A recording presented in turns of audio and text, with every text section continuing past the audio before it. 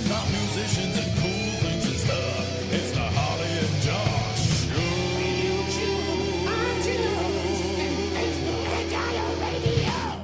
Hello. Oh, hello. For those listening live, we have just ruined a very heartfelt piece of music with our intro. So emosh. Yeah, that was Emotion.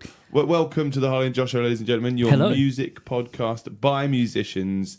If you can call us that. Yeah, you can call us that. That's fine. yeah. We've done music stuff. Yeah, Honest. like every day. On the way in, we were just like, we haven't gigged this weekend. Yeah, exactly. So we're going to be talking about all the musical goings on last week that we've been having, including music from Spidervayne, new music from Spidervayne, which I'm well happy about, and two bands I saw over the weekend, Luminous Bodies and Golden Legacy from London. Amazing. And we're going to be talking about news. We are Of, like every week.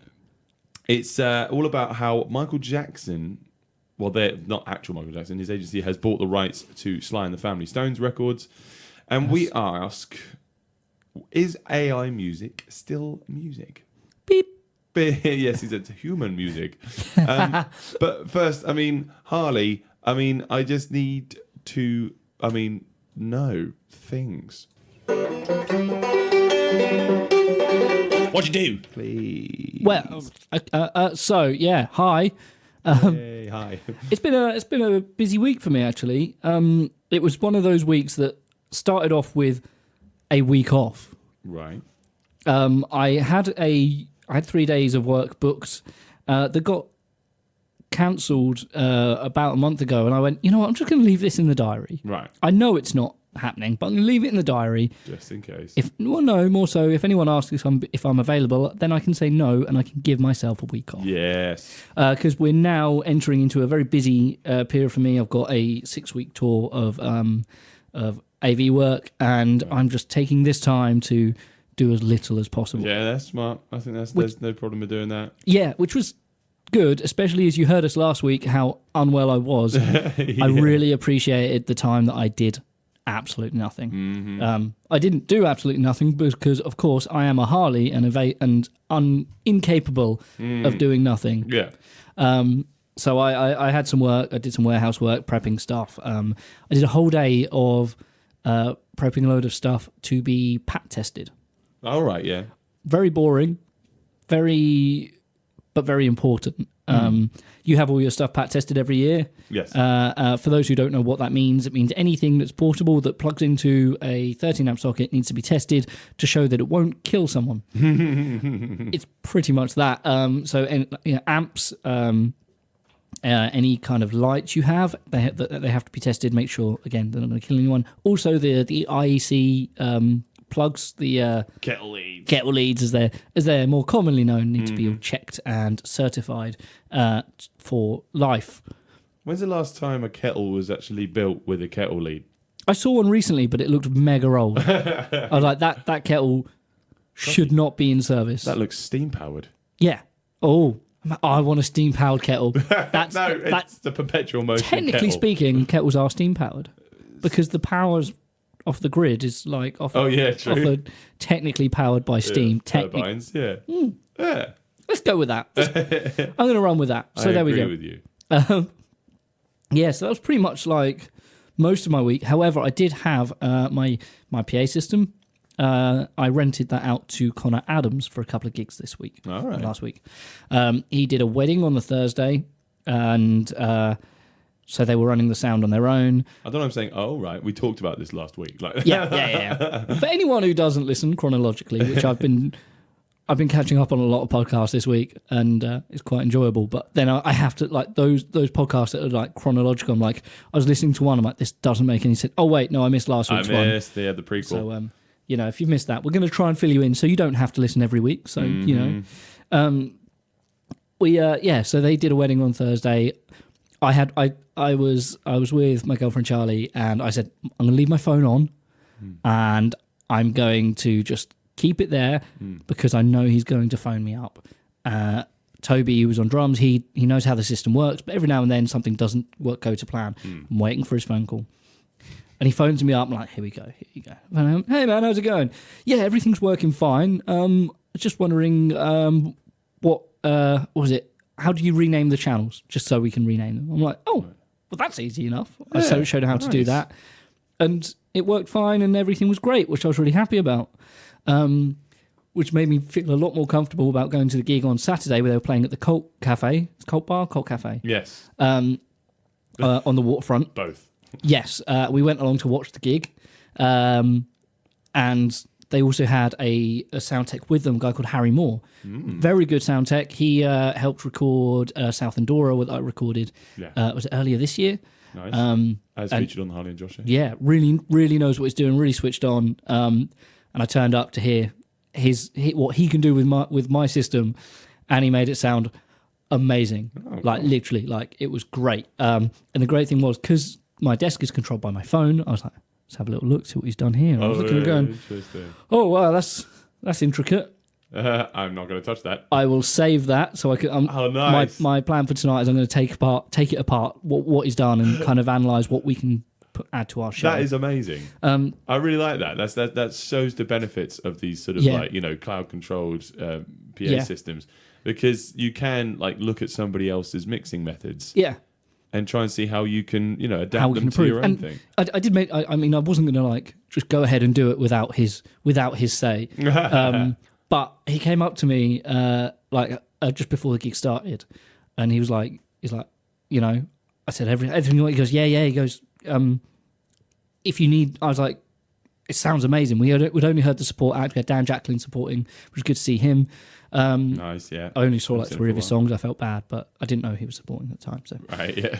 And he was like, look, if you ever need a hand with stuff like this, because it's a new system for me. I've seen what you do, and it's great. And I'm like, it's very basic because we just faded up. He's like, well, if there's anything I can do to help kind of make it even better, I'm happy to help. Right. And I was like, thank you so much. And when the full band started, it just sounded full. It was really good. It was really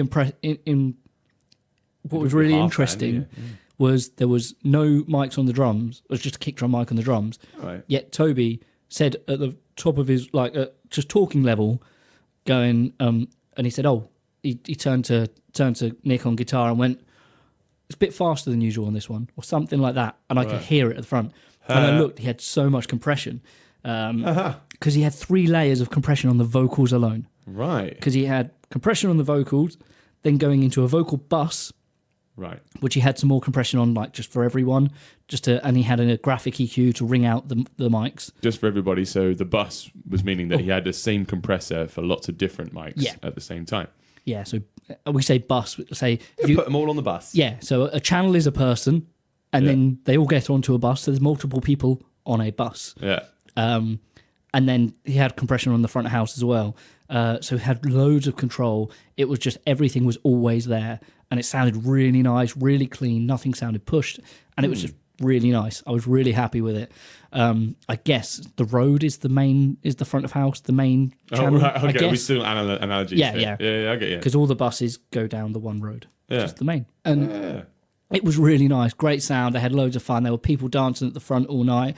I really love the Cult Cafe, and I would love to get a gig there, which Art Attack, because I think our kind of music would go down really as well. Yeah. So I'm going to try and go on, spin some magic on that one. Rub schmoozy shoulders. Yes. Schmooze someone's shoulder. Yeah. It was just mad. It was really cool. Really good fun. I picked up the PA system this morning from Connor. And pick up a PA. Pick up a PA from Pona Padams. Yeah, so it was great. He was really thankful. And yeah, it was just a really cool, fun weekend. Another thing I did on the Friday night, which I will mention very briefly, I was out with my friend Matt Hurrell.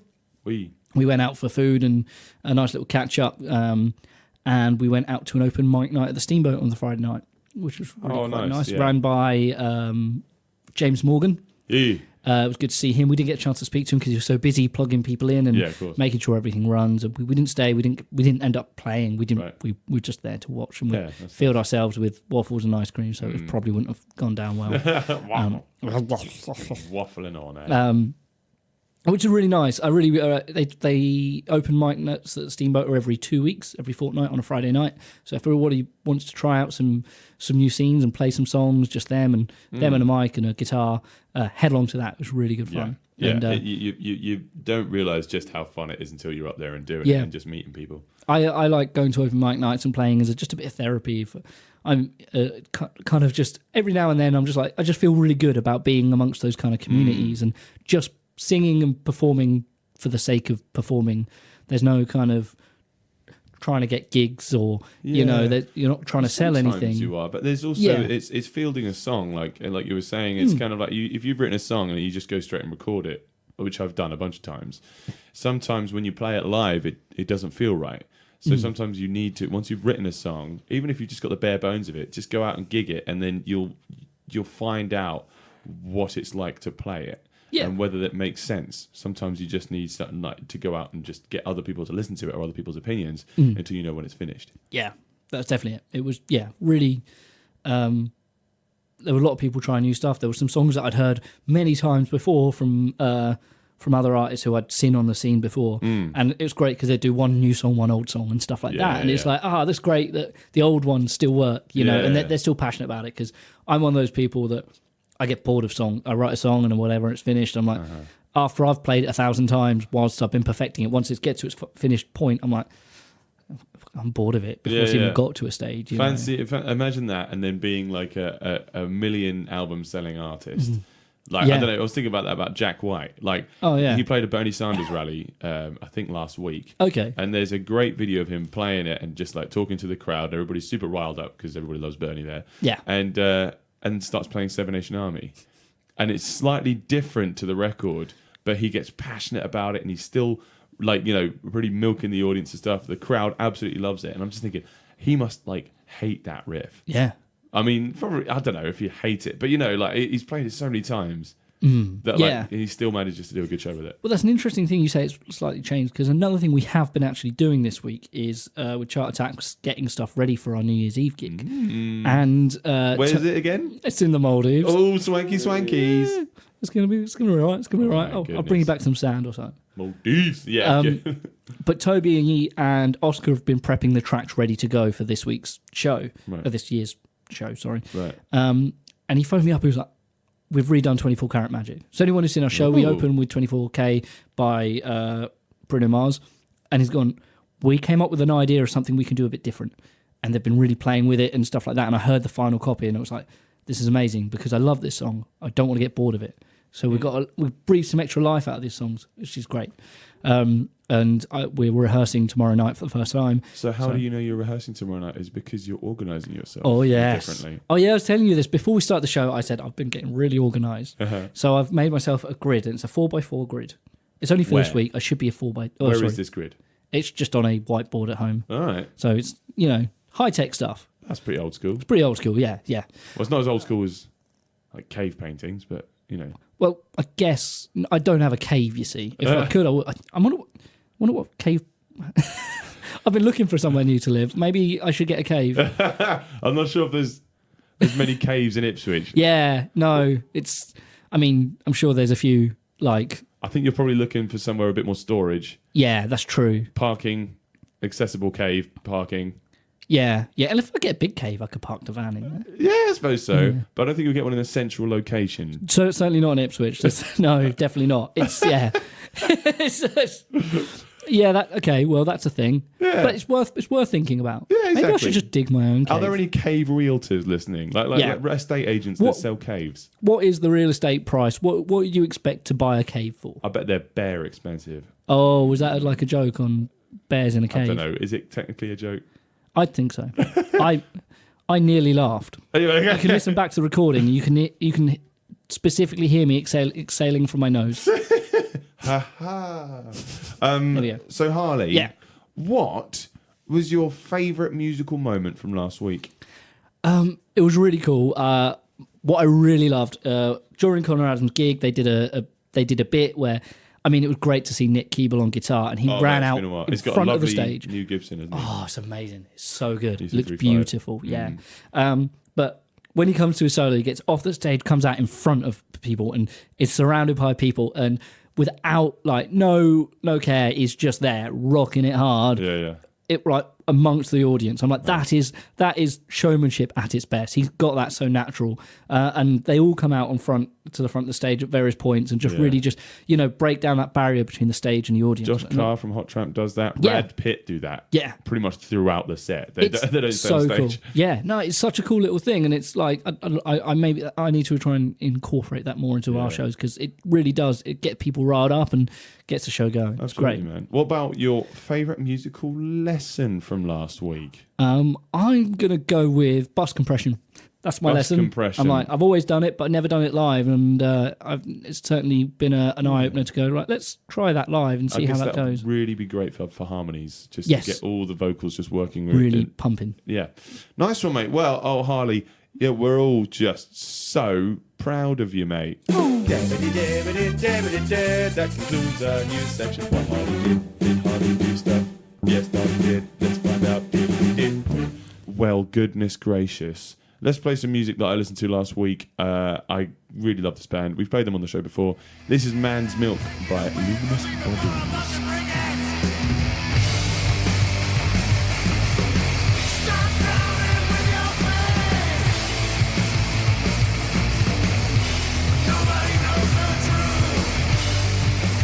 That was Luminous Bodies with Man's Milk. I'm going to go talk about myself now because...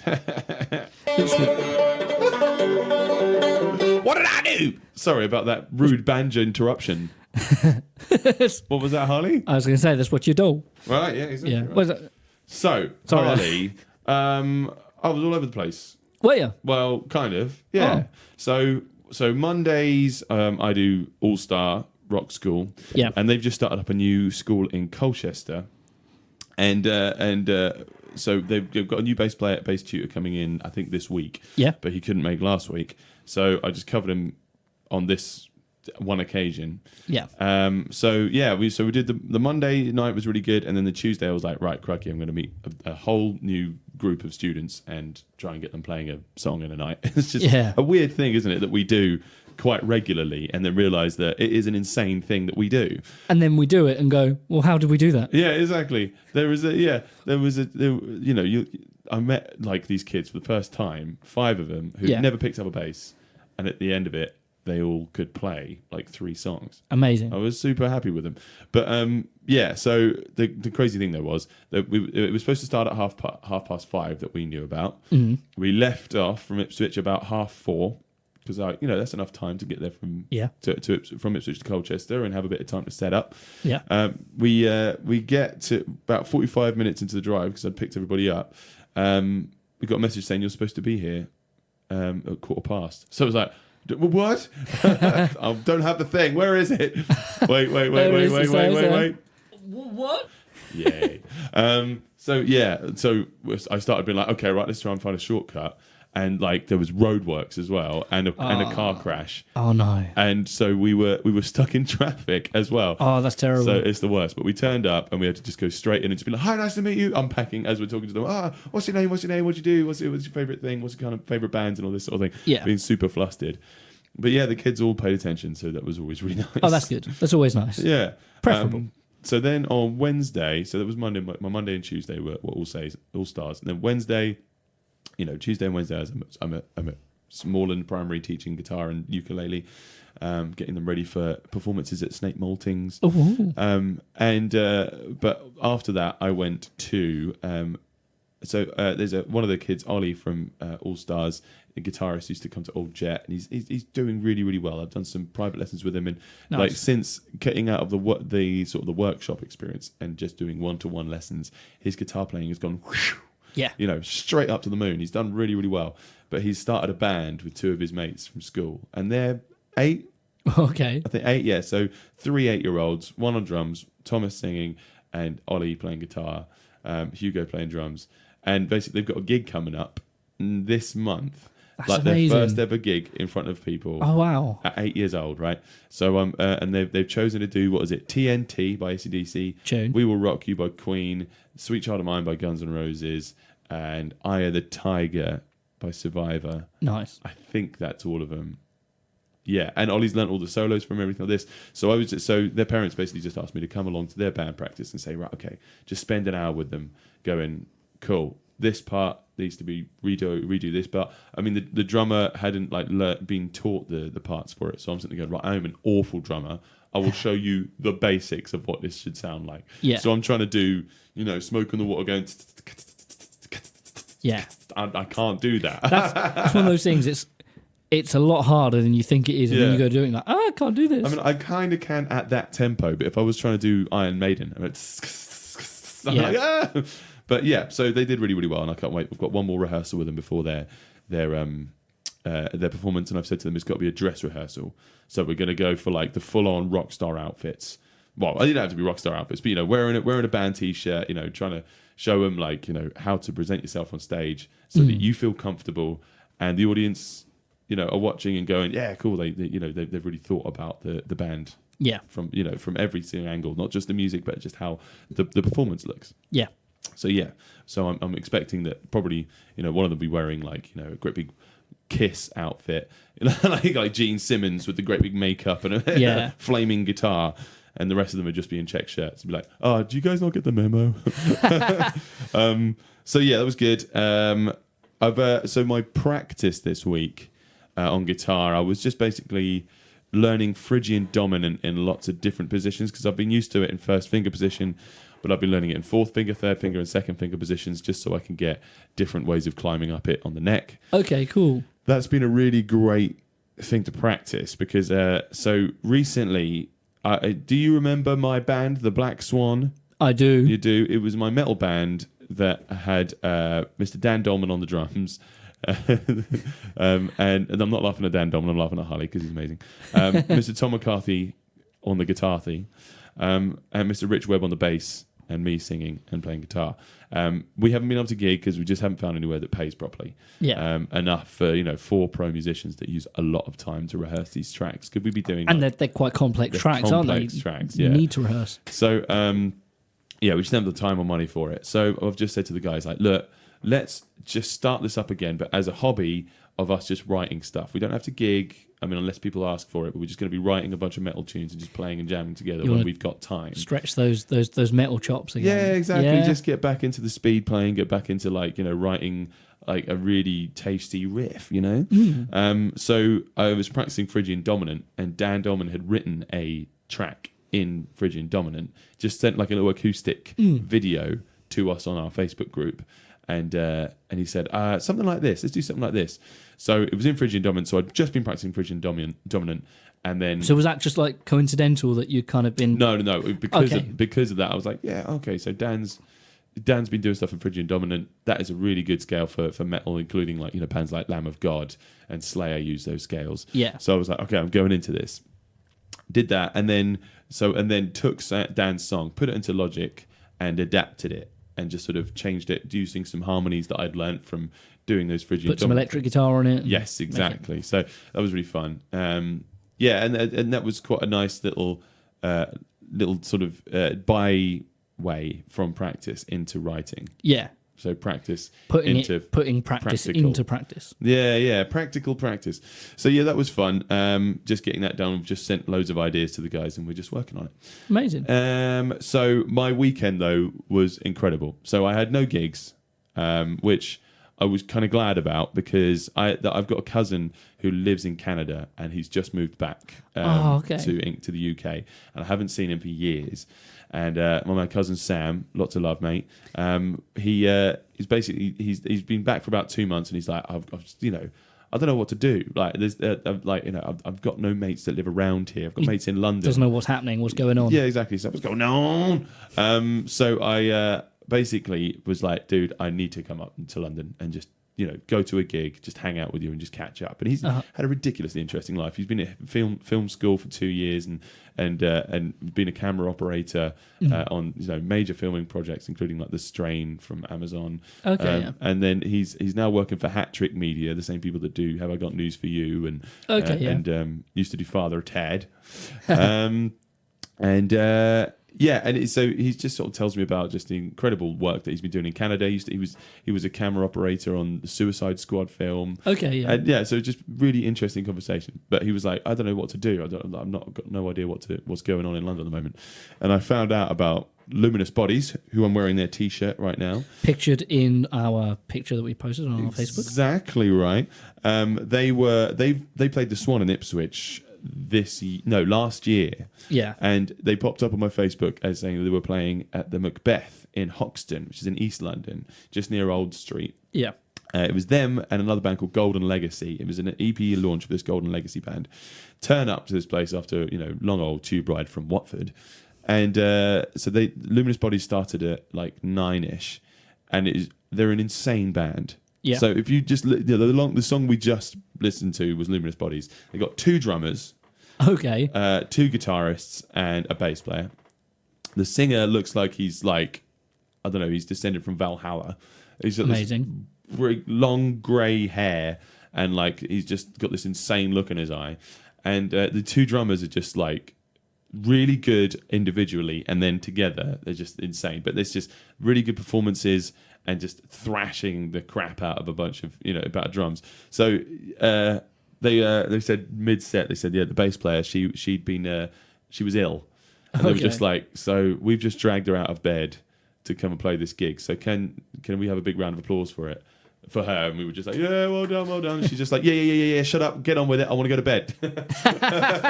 Love it. I was like, fair. So but she still put on a really good performance. Like, like if you're full of cold, the last thing you want to be doing is headbanging to doom and stoner metal. Yeah. But she was doing it. She was killing it. Nice. I'm looking at pictures of the band now, and yeah, he does look insane. He does look absolutely insane. Beautiful though. Yeah. I can't remember what his name is.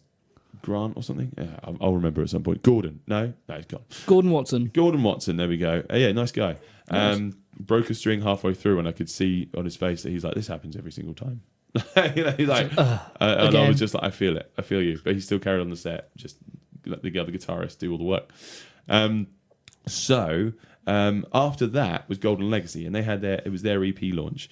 I am kind of sad to say that it wasn't very well attended. It was just like us 2 and maybe 20, 30 other people. And it's cool, not a massive pub, but it's a good sized pub, kind of the same sort of size as like, I don't know, Cock and Pie or the Salutation sort of thing. And lovely pub. If you go to the Macbeth in Hoxton, they put on bands all the time. Nice. But they were an interesting band. So the drummer, she was from Spain. She lives in Spain, but the guitarist, it was a 2-piece. He lives in England, and they've written 2 EPs so far. She was an incredible drummer. Nice. Like an incredible drummer, and she sang. She sang a bit like Portishead, like Massive Attack. Okay, yeah. But they were playing like Deftone style guitar over top of it. Nice. I'm going to play some in a bit. That at first I was like, okay, so it's a 2-piece. I kind of understand what this is going to sound like. And I was completely wrong. Like, her drumming style was absolutely insane. Like, nice. Really massive fan of Lorena Cachin, I think her name is. Okay, cool. Yeah. I have a theory. Go on. A hybrid theory. Yes. Go on. 2-piece bands are getting better. Yes. You think you go back a few years, and I'm not dissing bands like White Stripes or the Black Keys, but they were very much of a style, and it like you'd listen to it, and often there'd be more channels like recorded than what they would play live with, and it would nowadays people are kind of finding ways to do it live and not have any gaps in the mix. My only criticism of Golden Legacy were that he had a Helix, a Line 6 Helix. Oh yes, wonderful things, right? You can do anything on those things, but he didn't have an octave pedal on, right? And pretty much the whole thing, the only thing he had going on was some like distortion and a flange. I'm like, you're not using that thing properly. Yeah, he seemed like he was a good guitarist and he was performing well, and they'd written some cool songs, but get some octave on there so that you've got some bass to carry some stuff. You can run it out of a separate channel as well, so easily on those things. You got so much you can do with that. But anyway, only criticism. So I had to buy merch from both of them. Good. £10 for a t-shirt and a CD. So I was like, you'd pay more for a t-shirt that didn't have a band name on it. Beautifully folded as well. Oh, that's always good. So lovely that. Yeah. So I had a great weekend. One little thing I wanted to add in. So a venue that I've played at the past sort of 2-3 years as part of a beer festival, I'm not going to say who it is, has contacted me directly and saying we want to use you for our beer festival again. Okay. And this has always been through a promoter. Yeah. The past times that we've done this beer festival, Mm-hmm. and I'm really good friends with this promoter as well. Radio. And they were just like, "Yeah, we'd like you to play the beer festival again this year." I was like, "Oh, cool. You're not working with Pink anymore," and they were like, "Oh, it was just a bit too expensive." Right. Okay. You know, so we need to cut costs. So we're going to go to the bands directly. I said, "Okay, I'm interested, but you need to talk to them first." Yeah. And I need to know that you've got their go ahead Signed from off them, on it. because it's like I don't know, they're good mates. They've gotten us some really good gigs. Yeah. And I do not want to be You treading don't- on their toes. No. Like it's going behind people's backs. So I think that's my advice to you guys listening in. If you do get that, that same situation, talk to the promoter first and see what they say about it. Because I mean, if they've given you lots of work outside of something else, Yeah. You then might there you get go. one gig, but you might lose a whole lot more work and potentially a friend as well. Exactly. Because if you know this promoter personally, then you don't want to upset them. No, exactly right. What has been your favourite musical moment of this week? Favorite musical moment, I would say, was just being there for two drummers thrashing out amazing stoner Yeah. metal. That was really good. Nice. And my both from that night, my musical lesson was that no matter what gig you play, if there's 30 people there, just really enjoy it and do a good show, because you never know who's there. Yeah. And some of the people there were just not uninterested, but I loved it, and I'm playing this band a bunch of times. one of those 30 people that you think might not be interested could be, like famous musician and radio show and podcast presenter Joshua Locke. Nobody wants that. Right, okay. I've got to rush on. This is the amazing new single from our mates from Spidervayne. Yeah. Oh my gosh. This is a nice heavy show today. This one's called Spiderbrain. Enjoy yourselves. It's just going to be so good.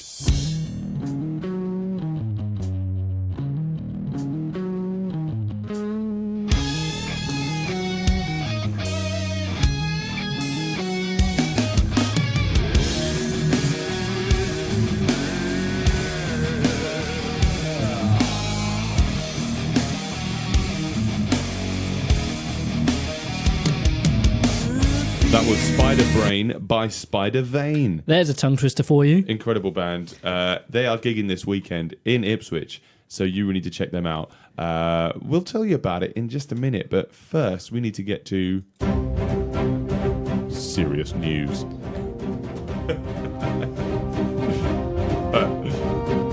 Michael Jackson Estate acquires the rights to Sly and the Family Stone catalogue. On music news. Right, Harley, Yes. what is this story? So essentially, it's kind of summed up in its whole thing is the Michael Jackson's estate acquires the rights to the Sly Stone catalogue. Interestingly enough, Right. Michael Jackson, as many people might be aware of, he's dead. Yeah. However, What? the company of which his name is what? Except the company in which his name is known for is very much still an active company. So there's two interesting things, like insider's knowledge that people want to know about this is the fact that Michael Jackson is a person, is an artist, but then also is a company. Is he a human, though? Mostly. Cyborg Michael Jackson. There's a lot. You heard it here first, folks. There's a lot to be said about the levels of human that is. Anyway, Yeah. this isn't Next week's gossip discussion, news. yeah. This isn't gossip news. So Michael Jackson is a company, Right. and his estate basically once after his passing, his music is still owned by his company, which is, I believe, is mostly run by his family. That's where, his music is And sold. Bubbles the monkey. And Bubbles Monkey. Before he I rips don't anybody's think, face off. yeah, that's the thing. I don't think Bubbles is around. I really hope Bubbles isn't around anymore, because that's quite an old monkey. Oh no. Dangerous. Yeah, that's right. Anyone who can write a Michael Jackson song, a song in the style of Michael Jackson about Bubbles the monkey, please make that so. That monkey's dangerous. Yeah. Oh, we need to get to the muse. Sorry. So yeah, that's an interesting kind of thing that people have learned about this week. You know, when his estate bought a lot of the Beatles back catalogue, because that's the whole thing. That was kind of understood that the Beatles back catalogue could be owned by someone else. He also owns the rights to Happy Birthday. Does he own Boris Happy Birthday? Well, I think he did, perhaps. Right. I think that's now. Has that changed? Is it? Because I think there was a whole thing about it a few years ago that it became public domain. Right. So, okay. Well, yeah, probably because it's after a certain amount of years. Yes. And there was a whole thing because they sung it on EastEnders that night. Well, the beginning of this news, okay. The beginning of this news is in 1983, so we're not straight here with it. Yeah. But the Michael Jackson estate purchased the rights of the band's catalogue, Sly and the Family Stone, for use outside the United States. In the New Deal, the estate will further hold long-term administration rights. Okay. So I mean, it's saying here that the Michael Jackson estate owns stuff from the hits from like Ray Charles, Marvin Gaye, Elvis Presley, and Aretha Franklin. That's probably how he made so much money. Yeah. Not only on his own amazing songs, but just owning the rights to those songs. I think the Michael Jackson name will probably last for a long time just just making money off these kind of things. And it's another that's interesting that the music can be owned by somebody else. Yeah. I think it's good to have these administration things because in the end sometimes you might write an amazing song but you have no idea what to do with it. Oh god, yeah. And so if you have an experienced administration team, showing you, where your money's coming from, so getting it from performing rights and all this stuff, so you do get a cut of it. Obviously they're not just going to take the whole thing, but I think having people that know what you're doing makes those songs even bigger. And it will increase the amount of money you earn on it. Totally. Yeah, that's an interesting, it's a plus point for major labels or even indie labels, just general labels of companies that can kind of go, look, we know how to deal with this. If you don't and you want some help, then that's a really good point that they can kind of have. Sly Stone, who was originally born as Sylvester Stewart. I thought you were going to say Sylvester Stallone. That would be brilliant. Sly Stallone. Sylvester Still Stone. Sylvester and the Family Stallone. I want to see that. Right. It's a family affair. That was Arnold Schwarzenegger. It's a family affair. I don't think they're too far off each other. Right. So yeah, but he still owns Sylvester Stallone. He still owns a minority interest in the. He still owns. He still owns. He's coming Sly around. Stallone. We've gone full circle. Gosh, good goshness. But yeah, so he still makes money on when these songs are performed. Yeah. I'm trying to think of other famous Sly and the Family Stone songs. My mind's gone blank. I know. We all know loads. Right. Everyday People. Yeah, that's a good one. I'm totally not about to search. No, I'm not going to search Spotify. I'm not going to get the answers. But anyway, yeah. So what do you guys think? Should artists own other artists' rights to songs? I mean, is it a good idea? Who knows, eh? I think it's funny that, you got someone like Michael Jackson who's not about to own his own music, yet still owns more music of other people's. Yeah. That's an interesting, it's a bit of a... He's like, I'm breaking the music industry, man. Just what I'm doing. Thing I thought about this morning. Jingle. Harley. Yes. So... Yes. Here's some news for you this week. Electronic music star Jean-Michel Jarre, he's launched an infinite music app called Eon. So basically, here's the story real quickly. It's a music app which produces infinite, ever-evolving music accompanied by a constant progression of organic visuals that are constantly changing as well. So using original musical elements composed by Micheal Jarre, specifically for this project, the app creates a never-repeating and unique musical experience every time for everybody. So different people will get different music out of it. Okay. So this is kind of like computer generated music in a way because it's piecing things together. But what my kind of thing was here was like, is this still music? Is it still music? Okay. Right. Well, okay, just imagine there's some sort of slight inspirational music coming around the background because I had a thought about this. Was that Saving Private Ryan thing again? We'll get that back up. Yeah.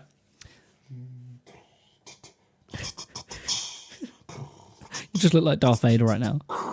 So, is it still music? Right. I guess you could put it into a whole thing of is birdsong music? Right. Is the constant rhythm of a train passing still music? Right. If you can find the music within it, it can be music. If it's been sold with the intention of becoming more like a backing to a piece of something creative written by someone, or to invoke an emotion like a lot of music does, then I think it's still music. It doesn't matter who wrote the song. If a song's really good and you go, that guy wrote it, and you go, oh, I thought that guy wrote it, and they go, no, that guy wrote it, and he goes, but oh, Michael it's not Jackson as good owns anymore. But yeah, I think here's where it goes. So usually the two words that are help to define music is organized sound.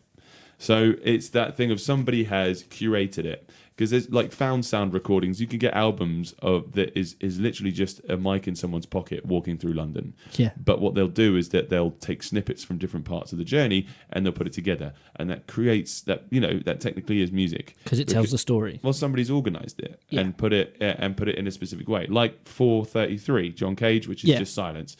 And what would happen is he would open the keyboard and the piece of paper, the written music would just say, would have a rest for 32 bars, or as if you're about to play. But what you realise when you hear it live is the fact of what they're doing is they're making you think about, you're listening to the area around you. So what's happening during those 4 minutes 33 is the music. He's conducting the audience to make the music. There's a start and end point. Yeah. So it's just the sort of the sounds, the breaths, any traffic that's outside or whatever. Now with this, so this is technically organised sound. Yeah. And Jean-Michel Jarre has written parts for it, and so they are his parts. So I would say this is music. And it's just the fact that it's a robot that is organising it, and it will be different for you each time. Yeah. But so when we say organised sound, does that sound have to be organised by a human for it to be music? That's a very good question. I think, I'm sure... Can a robot curate? I think it is. I think we're finding out. Right, yeah. Again, this is stretching the boundaries of what is AI, of what becomes art, is intelligence and stuff like that. Because like algorithms like Spotify playlists, they are curating things for your listening habits, because it knows what you've listened to before, so it thinks you'll like it before. So it's the same thing as like what a mate would do, and you just be like, oh, you like Alice in Chains, so you'll like Spidervayne. So things like that. But whether it's a robot doing it does change it. It does, doesn't it? Yeah. I think it's all I think it's very much open to debate. If anybody has a very good reason why this is or isn't music, please email us, because I want to hear other people's thoughts on this, because there's so much kind of but also and. Yeah. We're on Instagram as well, at Harley and Josh Show. Yeah. Our email is harleyandjoshshow@gmail.com. Exactly. Because I think it's just that thing. It was like the whole tree falling in a forest, but nobody's around to hear it, doesn't make a sound. Yeah. And now my argument for why the fact that it doesn't make a sound is if there's nobody around to hear it, then sound is just the interpretation of air molecules moving. Yeah. So the tree crashes and it expels air out. Yeah. Right. Or it makes vibrations in the air. But if nothing actually receives that, it's just air. Yeah. It's not actual collected into a sound. Your ear makes sound, really. Yeah. It defines what sound is, and the same with animals and stuff. I guess it all boils down to it's all just wiggly air. Yeah, man. Bringing it back. That should be your new podcast. Wiggly air. It's all wiggly air. No, you're right. It's just wiggly air until we interpret it as something. Yeah. I think... So if we hear it as music, then really it is music. Yeah, because I think if you listen to birdsong, and I don't know, because that bird is kind of organising it, but more into the fact of mate with me. But it's really interesting just because birds, when they're growing up, they listen to their parents' birdsong. And people have analysed the birdsong of the parents and of the children. Yeah, and they just change notes ever so slightly of the birdsong, and they adapt it into their own thing. So they are organising sound to express themselves personally. Well, I'm not sure how emotional that is. Who knows the emotions of a bird? But it's is it music if it's just organised for a purpose? I don't know what poor boys have to do with it. We were talking about birds. Whale bird song. It's an interesting thing of actually are you familiar with the guy Charles Cornell? No. He does. His brother Chris Cornell. He's a piano player, YouTuber, and he plays piano along to people's Instagram videos or TikTok videos and stuff kind of that. The drummers that play along with dialogue. Yeah, and he listens to the rhythm and he listens to the tone and makes them into songs. Great. So therefore, he's hearing speech and putting it into music. So therefore, he's finding the music with something that isn't musical, but then it's still the pitch is defined by us. We talk higher, we talk lower when we're talking to express different feelings, and also the rhythm is us trying to create an emotion. If we'll talk faster if we want to build the energy up, we'll talk slower if we want to bring the pace of a conversation down. We're usually talking 4/4 as well. We do, unless you're Welsh, they'll talk in swing rhythm. They always talk in a swing rhythm, but probably in 4/4 anyway. Yeah, there we go. So there's all these kind of things that people do. There's a lot of triplet vibes and stuff like that. So is that music? Yeah. To some people, the spoken word is music. I think if it's organised by somebody like that, it is. Yeah, I think that's a really interesting point. There's a great poem I'm going to show you at the end of the show. Maybe we'll chuck it on the show because I just remind me of something that's really amazing, that's musical, but then talking and stuff like that. It's great. Yeah. So I'll talk about put that later. on the Facebook page. Yeah. As well. But anyway, before we go on for too long, please let us know what you guys think. We're on Facebook. We are. We're on Instagram. Yeah. And we are at your mum's house. We are. I mean, if your mum has downloaded the podcast, we are there. We are straight We there. are. We can be anywhere across the road. We're a big hit with mums. Oh, definitely. That's As in it. they want to hit us. The Harley and Josh Show, your mum's favourite podcast. Yeah, they love to hate us. So anyway, let's get into where you're going this weekend, ladies and gentlemen. Uh-huh. It is. Is it? It is. So what gigs are you doing this weekend? that's a very good question. That's a very good question. Come back to me on that one. Okay, cool. Do you want to ask me the same question? Yeah, Harley, what gigs are you doing this weekend? I've got a private booking this Friday night up in North Yorkshire. It's going to be a nice long drive. And we've got to be there very early, so we're leaving off at 6 a.m. to get there on time. Oh, cool. Crikey. And we'll be playing till midnight. It's a very long day, but I'm really looking forward to it. It's with Chart Attack. We've got Connor Adams filling in for us on vocals. Nice. And I really can't wait. It's going to be great fun. I have no gigs. No gigs. That's 2 weeks in a row I've got no gigs. Wow. We're coming into It's the quiet busy season, period. isn't it? Yeah. It's when it comes to December, that's when it's all guns blazing. Yeah, uh-oh.